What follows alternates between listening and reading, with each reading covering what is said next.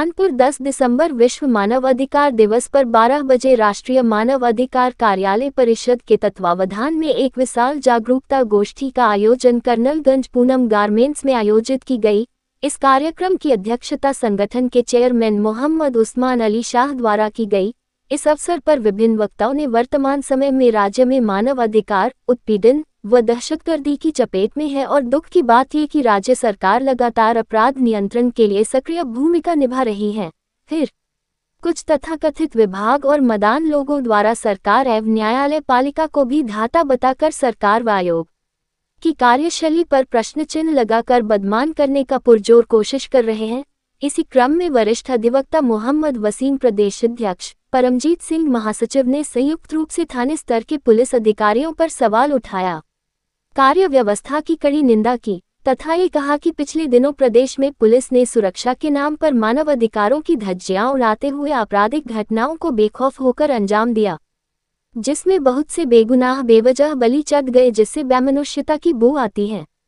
इस क्रम में मोहम्मद उस्मान अली शाह ने अपने संबोधन में कहा कि अब हालात ऐसे ही है प्रदेश में न्यायपालिका व आयोग यदि सीधे मामलों को संज्ञान में ले ताकि जनता को उत्पीड़न करने वाली ताकतों से राहत मिले और सामाजिक तत्वों को जवाब मिल सके, वह सरकार भी जनता की जायज समस्याओं को गंभीरता शैली तथा मानव अधिकार के प्रति जागरूक संगठनों को आगे आना होगा, तभी न्याय व्यवस्था विचार रूप से कर सकेगी। कार्यक्रम में मुख्य रूप से मौजूद रहे सुंदरलाल पहलवान, महफूज आलम, मोहम्मद सिद्दीक शाह, मनदीप सिंह, निसार अहमद, अंकित अग्रवाल, अर्पित सिंह, अंकित सिंह, अनीस अहमद, जसवीर सिंह, राधा जी, मुरारी लाल, नायाब खान आदि संख्या में लोग मौजूद रहे।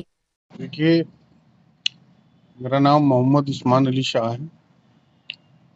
मैं national human right action committee का चेयरपर्सन हूँ और ये सब मेरे अध्यक्ष और पदाधिकारी गण बैठे हैं। आज चूंकि वर्ल्ड ह्यूमन राइट डे है, यानी विश्व मानव अधिकार दिवस, ये पूरी दुनिया में बड़ी शिद्दत और उससे मनाया जाता है। हम लोग भी इसे उसी शिद्दत और इज्जत से मना रहे हैं।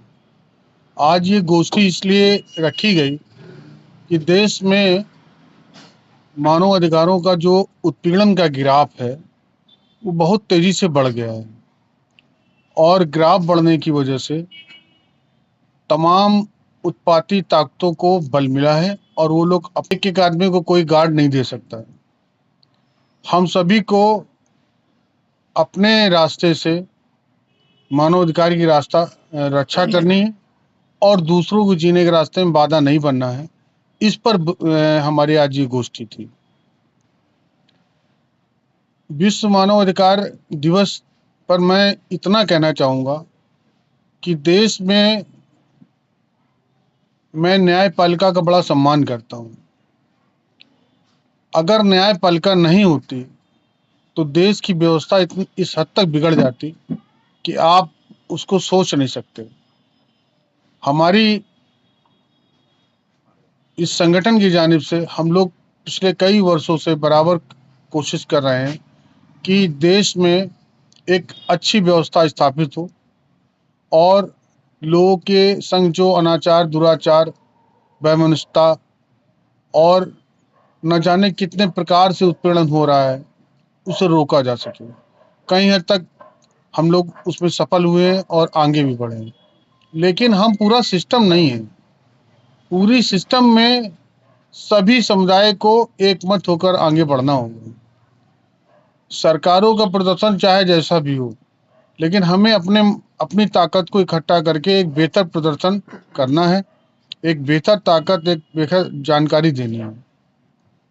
अभी संविधान और आर्टिकल 21 की जो बात हम आपसे करने जा रहे हैं, मेरे हिसाब से संविधान की में जो भी है वो पूरी तरह से ठीक है और आर्टिकल 21 का पूर्णतः पालन नहीं किया जा रहा। इसकी वजह से भी मानव अधिकारों का जोरदार हनन हो रहा है। मेरी आप सभी भाइयों से गुजारिश है कि देश के प्रति गंभीर बने। अगर संविधान है, आर्टिकल 21 है और मानव अधिकार है तो आपकी सांसें हैं, आपकी जीने के रास्ते हैं। वरना अगर बातों को और लोग अपनी जिम्मेदारियों को इग्नोर करते रहे, समझा नहीं, तो जल्द ही वो एक बड़ी मुसीबत में फंसेंगे।